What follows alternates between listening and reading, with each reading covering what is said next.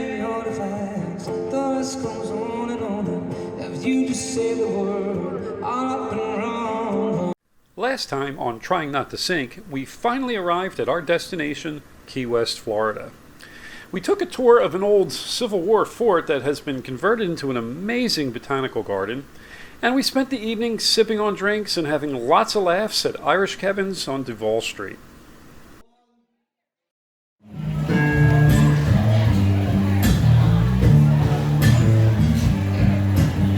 Someone I used to see, she don't give anything.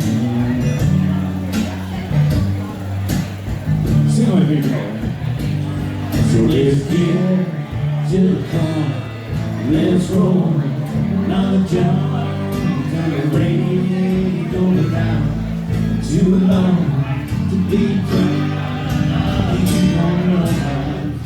Leaving Key West. It was a blast. I love that my kids came down. I love that my besties came down. There's a great anchorage spot outside all the marina area. And as everybody knows, it's a cool place. So.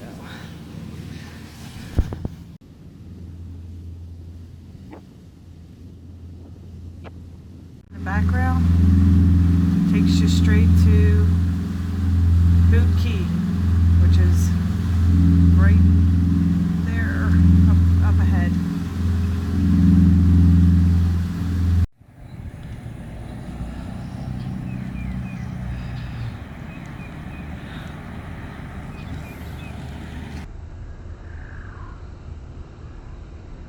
Back in Marathon. Ticket number 149. Except now, it's a sunny day.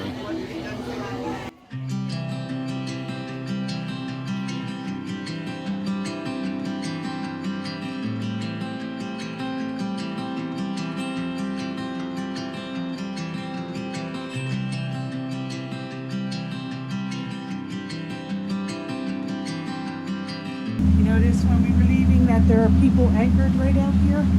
So I think if it's calm, it's a great place to anchor. It's like a nice spot. Yeah, so we're leaving Marathon Marina and Resort, same place we stayed on the way down to Key West. It's a nice resort. The people are really, really nice there. It's a bike ride to town for supplies, as I mentioned before. But it was just a stopover. We only spent one night because we were heading up to Bay of Biscayne, where we're going to anchor out again like we did on the way down, just outside Miami. And the following day we're going to make it to Fort Lauderdale because we're scheduled to have the boat pulled for some maintenance work. And we've only got 2 days to get there, so we're on schedule. And then we're going to spend some time in Fort Lauderdale, possibly, or we may actually end up going, having a friend of ours pick us up. We might go to the Gulf Coast for a few days to hang out. But right now I better avoid hitting this boat in front of me, so I'll check in later.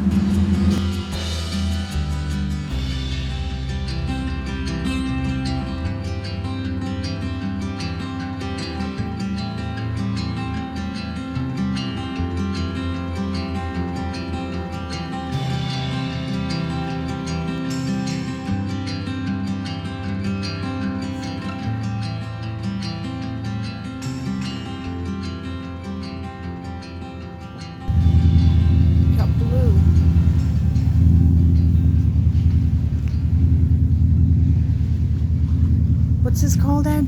Alligator Reef. Alligator Reef. And there's all those boats over there. I don't know how far we're going to be able to get in, but here we go.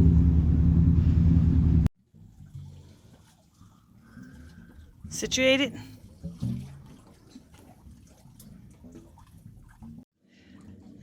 How is this water here? That's good. I guess it feels like about 85 maybe. I don't know. It's pretty warm. At Alligator Reef, it's beautiful, isn't it? We took a little detour off our beaten path to check this out. We're a couple of, maybe 5-10 miles south of Key Largo. We're at a place called Alligator Reef. which we just kind of discovered on our way. We've never been here before. There's a whole bunch of looks like snorkeling type boats out there, maybe tours. I don't know. Probably came in from the quay over there. Anyway, we didn't want to get too close because we don't know the area, and I'm not sure how to get around. But we found this really nice area here where we're at, just a few hundred yards from them, and the water is crystal clear, and it's 85 degrees, and this is definitely a place to check out if you're cutting through. And we were able to look at our props too. I'm sorry. Yeah, I did. I got a chance to go under, take a look, make sure our props and our cutlass bearing were okay. Everything looks good. I don't really even see much growth underneath our boat. I'm surprised because we've been on the way for about a month now, but maybe that's because we're moving so much that they're not getting time to grow.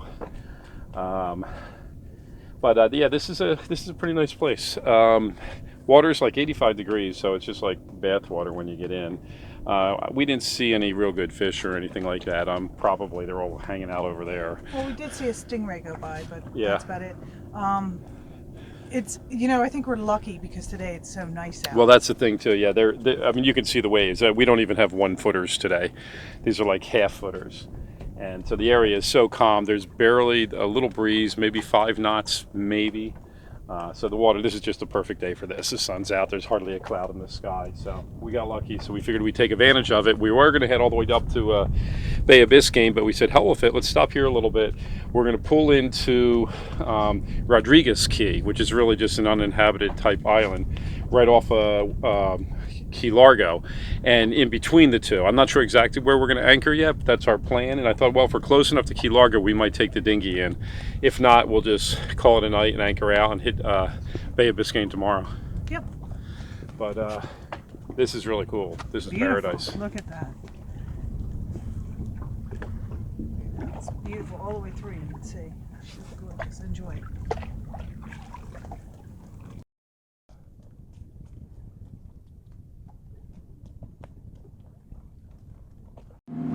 So we didn't bother to anchor when we were here. The water was so calm, we thought we would just drift, and I kept an eye on it.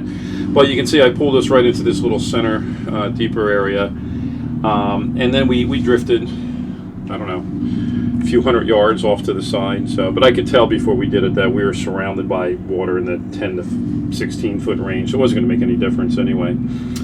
So we started up the engines and we're going to get ourselves underway. Yep, let's see what this Rodriguez is about. Maybe we can snorkel there too. But it's a gorgeous spot. It's kind of right off the Hawk Channel. It is off the Hawk Channel, right, Ed? Yeah, I think we're kind of technically in the Hawk Channel. Decided to anchor off at Key Rodriguez. We just didn't feel like going the extra 3 or 4 hours it would have taken us to get to the Bay of Biscayne, and we figured we'll just do that little trip tomorrow. So we decided to stay here. There is a bunch of boats out there, as you can see. Let me just zoom in a little bit. You can see they're out on what looks to be a shoal, and a lot of smaller boats. So I assume they're probably just pulled themselves up and they're either waiting for high tide or maybe they can just pull themselves off. In either case, we're in about 7 feet, 8 feet of water right here. The chart said there should have been 11 or 12. So we are a little surprised at that, but it's still fine. In fact, it's a little bit easier. I'd rather anchor in 8 or 9 feet. So we're going to spend the night here. Now off to the other side, that's Rodriguez. You have Key Largo in the distance there. I guess it's this whole island here is basically Key Largo. And anyway, there's no real easy way to get ashore that we can find. From where we're anchored, there certainly isn't. It doesn't look like anything easily accessible on Key Rodriguez. And if there is something out there in Key Largo, we can't see it from here. And we're just not going to take our small dinghy on that far of a ride. That's a good mile or two before we probably find something. So anyway, we're going to hang here for the night, cook some dinner, have a martini or so, and then get an early start tomorrow morning. So here we are on a beautiful evening between Rodriguez Island and Key Largo, and we're hanging out, relaxing before our big thing tomorrow, before we leave and anchor out again. And one thing I wanted to bring to everyone's attention is my snub. Snub is a thing that it's a hook that goes on the end of your anchor that releases the tension from your winch here. So that's beautiful. She's being pulled hard tonight. She is being pulled hard, so I got slack on that.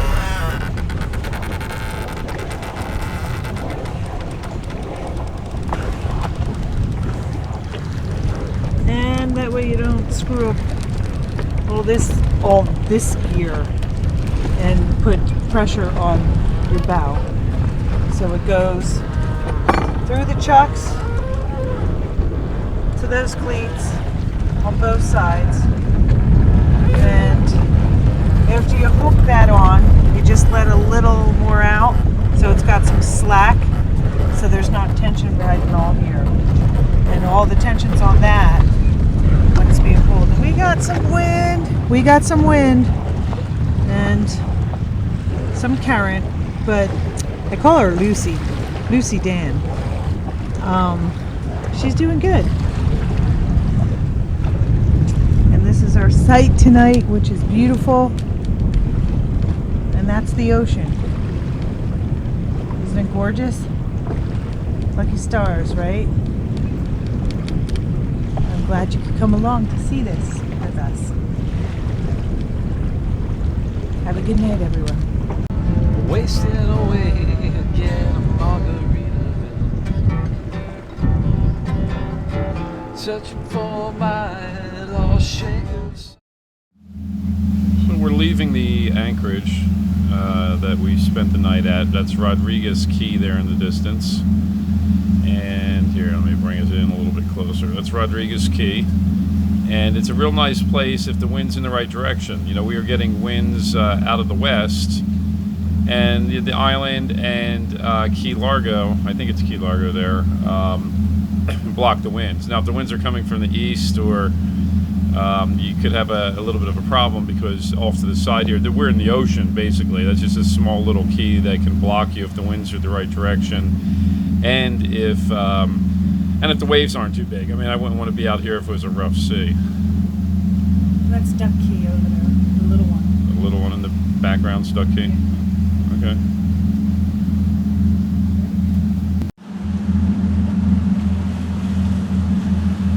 Okay.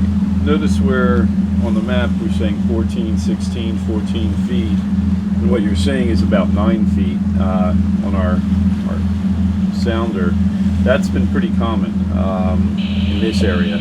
Not throughout the Keys. Not throughout the Keys in general, but in this section here, we found that the maps are off. So if you have a deeper draft than we do, of 4.5 feet, you might want to be a little careful in these areas, because I assume that where it says 8 and 9, you're probably looking at 4 and 5. But we've just been going slow, creeping along, checking our depth finder as we go. yeah, and we have multiple. We have one on the lower helm, one on the upper helm, one on for our fish finder sounder. So we have 3 different ways to check the depth, and they're all reading about the same thing, which is not what the map says. Nope. See you later, Key Largo. Rodriguez Key. Look, it's an island.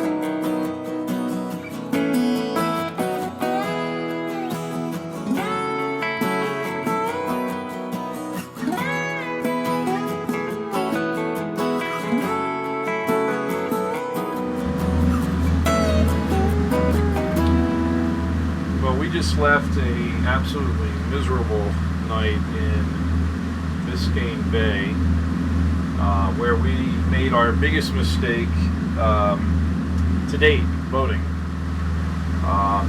First mistake we made was when we got there, we anchored just like we did last time, and everything seemed fine. We set our anchor, and right after setting the anchor, my phone rang and I took a business phone call. That was the big mistake.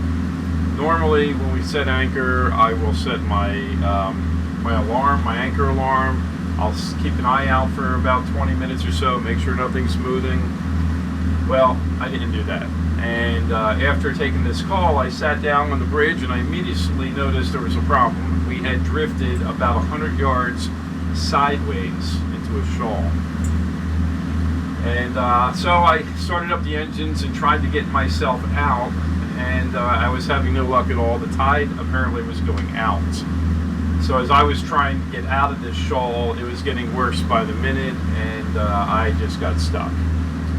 So we called Seatow to come out to help us get off the shoal. They came out in a small little boat that was way undersized. I had explained to them how big our boat was and what it weighed, and well, they spent about an hour trying to get us off the shoal and gave up.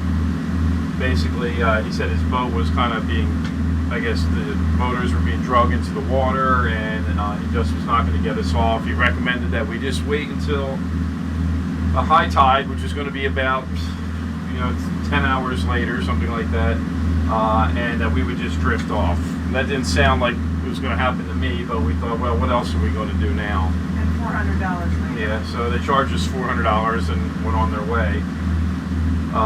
He asked if I had a problem, call him back, and he'll come back out later at high tide and try and pull us off. So a little bit before high tide, I tried to get off again myself. Unfortunately, the tide here is only about 1.5 feet difference, 2 foot, so it wasn't like it lifted me up and I could just go.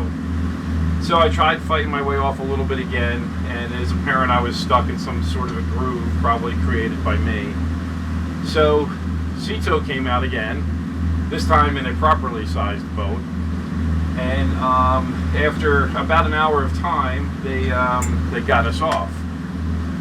Now, this time though, they charged us a fee for getting us ungrounded, which was $20 a foot, came out to $1,200, and they charged me a $600 fee for the hour because it was nighttime. So $1,800 plus the original $400, and we're $2,200 mistake by drifting into that shoal. Now, of course, Seatow assures me, don't worry about it, it's going to be covered by insurance, which I believed them when they said that, until after they left and I pulled out my policy and I found out that no, my policy only covers if I call Boat US, Towboat US, not if I call Seatow. So there's big mistake number 2. I have no insurance for it, and I'm not gonna, I'm just gonna be out to $2,200, and it's just a bummer. I'm happy to be off, happy to be on my way, but it was a very frustrating night. This all took place at 1, 2 o'clock in the morning. You were done at 3. Yeah, by the time we were done, it was 3 and anchored. It was 3. We got basically 2 hours worth of sleep, and we have to be on our way because we're going to the shipyard today to have some maintenance done and also repair the damage from the running aground. So that's going to be the rest of our day. We'll check in with you later. We have about a 3-hour ride, I guess, 4-hour ride up to Fort Lauderdale. So And hopefully it's a better day. We'll get a nap, some food. We'll be all chipper again. Yeah. That's okay. It's a learning lesson. All this makes you a better captain. Yeah, so they say. It also makes me a poorer captain. Roger out.